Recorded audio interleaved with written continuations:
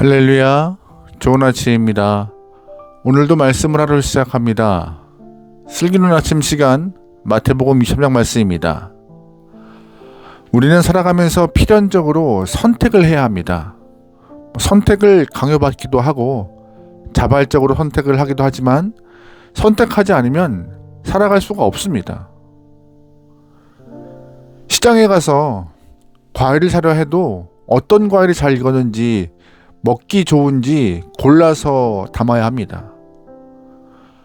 진학을 위하여서 학교를 선택해야 하고 직장을 선택해야 합니다. 그리고 결혼할 상대를 만나기 위하여서 고민하고 선택합니다. 우리는 항상 선택을 하며 선택을 한 이후에 그 다음 단계로 나아가죠. 그런데 여러분은 선택의 기준이 있으십니까? 과일은 맛있으면 좋고 이왕이면 이쁘면 더 좋습니다. 학교는 좋은 곳을 선택하려고 노력합니다. 직장도 마찬가지죠. 배우자의 선택 기준은 무엇일까요? 얼굴이요? 학벌이요? 직장이요? 나름의 기준이 있겠죠. 그 기준으로 우린 지금까지 살아왔습니다. 그렇다면 예수님은 어떤 선택을 하실까요? 예를 들어서 어떤 사람이 마음은 간절한데 행함은 없고 또 어떤 사람은 행함은 있는데 마음이 형식적이라면 예수님은 누구를 택하셨을까요? 예수님의 선택은 양자 선택, 즉 둘 중에 하나를 고르시는 것이 아니라 부족한 부분을 채워서 완전한 것으로 만들어 가시는 분이십니다. 오늘 읽은 말씀이 주님의 선택을 보여주고 있어요. 2절 말씀입니다. 서기관과 바리새인들이 모세의 자리에 앉았으니 그러므로 무엇이든 그들이 말하는 바는 행하고 지키되 그들이 하는 행위는 본받지 말라. 그들은 말만 하고 행하지 아니하며. 아멘. 예수님은 서기관과 바리새인들이 모세의 자리에 앉아 있다라고 말씀하십니다. 이게 무슨 뜻이냐? 그들이 율법을 가지고 판단하는 위치에 앉아 있다라고 말하는 것입니다. 서기관과 바리새인들은 율법을 제정한 사람이 아닙니다. 그럼에도 그들은 모세처럼 율법을 가지고 백성들을 판단해요. 예수님께서는 이 공생의 기간 동안 바리새인과 서기관 때문에 마음고생 참 많으셨는데, 그런데 주님은 이 서기관과 바리새인들이 하는 말을 들어보면서 하나도 틀린 말이 없기에 이들이 말하는 것을 지켜야 한다라고 말씀하십니다. 하지만 뭐라 말씀하세요? 그 뒤에 행위는 본받지 말라 하시는 것이죠. 실용적인 태도를 보이시는 것입니다. 그들의 말은 맞으니 잘 듣고 그들의 행위는 본받지 말라. 필요한 것들을 잘 섞어서 하나로 선택하시는 예수의 모습을 좀 볼 수 있습니다. 이 말씀이 우리에게 큰 교훈이 되는 까닭이 있습니다. 그것은 무엇이냐? 우리는 이렇게 살고 있지 않기 때문이죠. 우리는 누군가가 좋으면 그냥 그 사람을 따라가는 경향이 있습니다. 반대로 마음에 들지 않으면 그 사람의 모든 것을 수용하지 않으려는 모습이 보여요.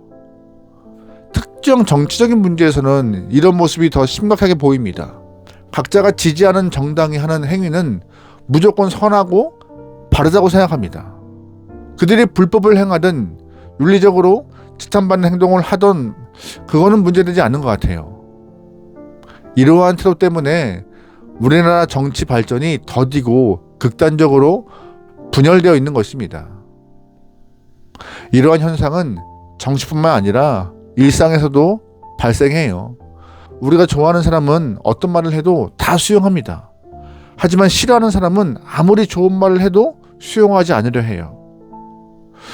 우리도 오늘 본문의 예수님처럼 배울 점이 있으면 취하고 그렇지 않으면 버리는 이런 실용적인 태도를 갖고 인생 가운데 선택을 하고 삶을 이끌어갈 것입니다.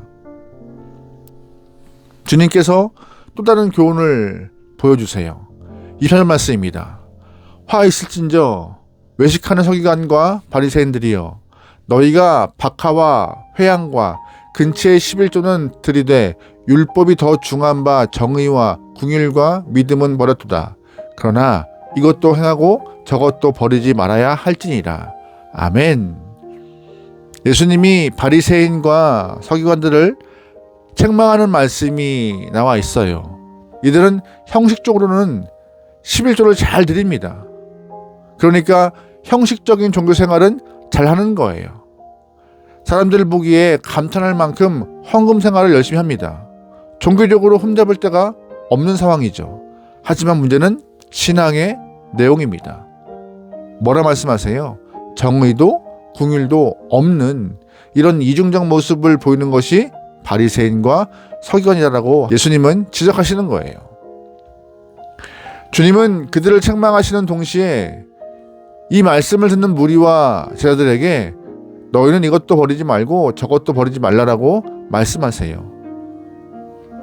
무슨 뜻입니까? 형식을 갖춘 11조와 헌금 생활은 열심히 하고 동시에 내용도 충실하게 채우라고 말씀하시는 것입니다. 이 말씀은 오늘 우리에게 큰 교훈이 됩니다. 많은 사람들은 형식을 소중히 생각하지 않고 마음만 가지고 신앙생활을 하려고 합니다. 하나님이 우리의 마음을 다 알고 계시는데 형식이 뭐 그리 중요해? 라고 생각하는 것이죠. 하지만 어떤 분들은 반대로 보이는 형식이 더 중요하다고 생각하는 분들도 계세요. 형식에 지나치게 집중되고 치우친 나머지 내면을 제대로 세우지 못하는 분들도 계시고요. 주님은요, 이것도 행하고 저것도 버리라는 말씀을 하시는데 우리가 그 모습을 잘 기억해야 할 것이에요. 예배도 마찬가지입니다. 우리가 어떠한 모습으로 주 앞에 나와야 하는 그런 형식적인 문제는 아주 중요한 문제예요. 동시에 마음의 문제, 내면의 문제도 중요합니다. 형식은 잘 짜여 있지만 마음은 다른 곳에 가 있다면 정상적인 예배가 될 수 없습니다. 예배를 드릴 때 이 두 가지를 모두 갖고 나와야 하나님이 기뻐하시는 올바른 예배를 드릴 수 있는 것입니다. 봉사도 마찬가지예요. 마음은 있는데 상황이 여의치 않아서 봉사하지 못하시는 분들이 계십니다. 주님은 형편에 맞게 형식도 내용도 채우라 말씀하시는 거예요. 신앙생활과 삶의 모든 부분에서 주님은 이 양자 모두를 요구하고 계신다는 사실을 꼭 기억하시기 바랍니다.